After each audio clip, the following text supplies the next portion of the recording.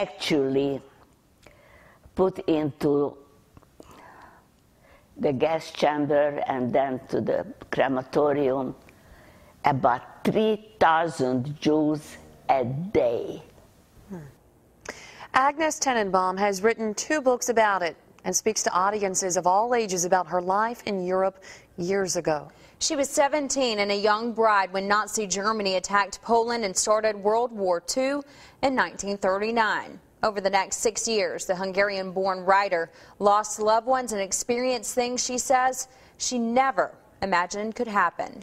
Tennenbaum recently sat down with our Eric Reynolds to talk about those experiences and surviving the Holocaust. Here's the interview.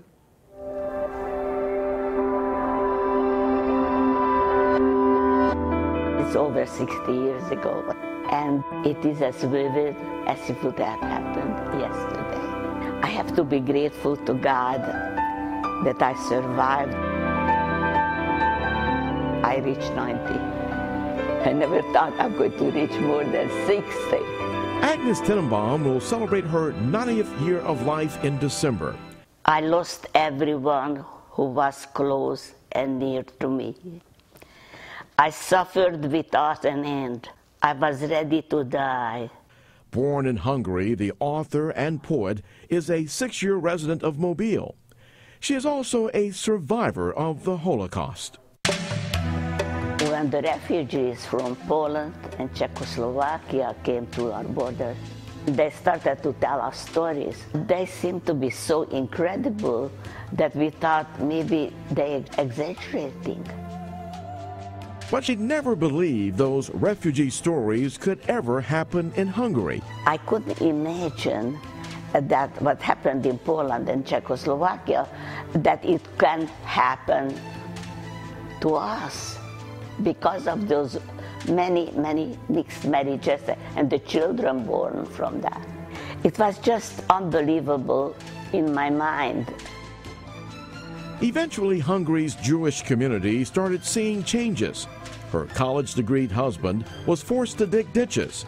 He developed tuberculosis and was sent to a sanatorium.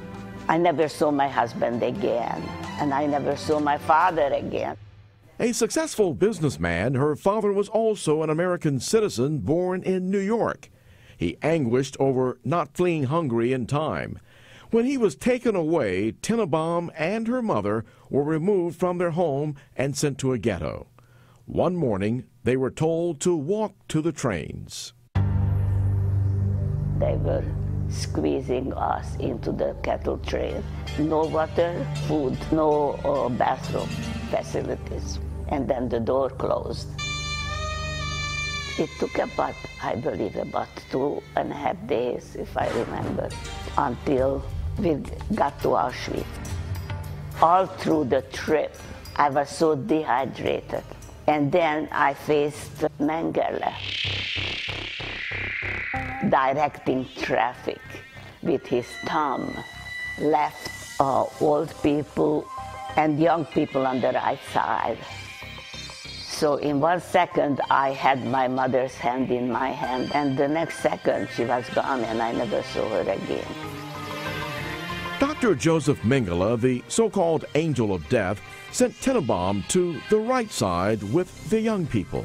A woman came and shaved off my hair, and all bodily hair removed.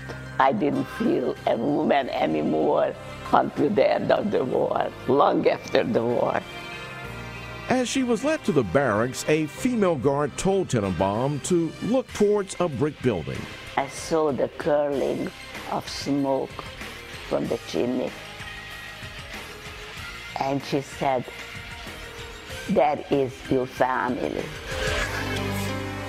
The Germans actually put into the gas chamber and then to the crematorium about 3,000 Jews a day.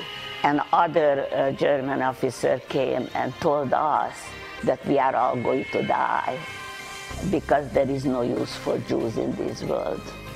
Because every trouble in this whole world caused by Jews.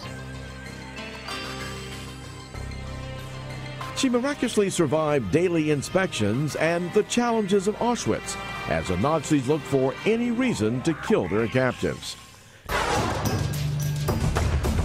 Tennenbaum and a cousin were selected to work in a munitions factory making bombs and mines. I did everything they told me to do because I figured that's the only way to survive. As U.S. bombs and troops got closer to the underground factory, the Nazi guards started marching Tennenbaum, her cousin, and the 1,000 other women to another camp. So we walked for 2 days. No food, nothing to drink. I thought it was time to take a chance and run away.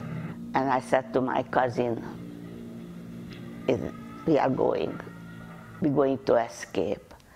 And she says to me, you think it's safe? I said, I take the chance.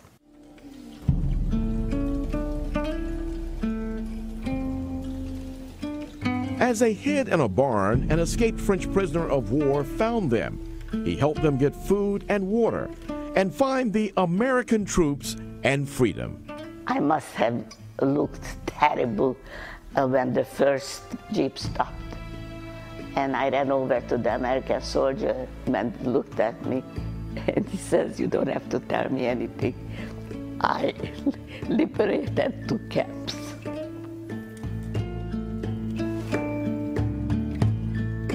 You know, when you are young, unbelievable how much you can take. In Mobile, Eric Reynolds, Fox 10 News.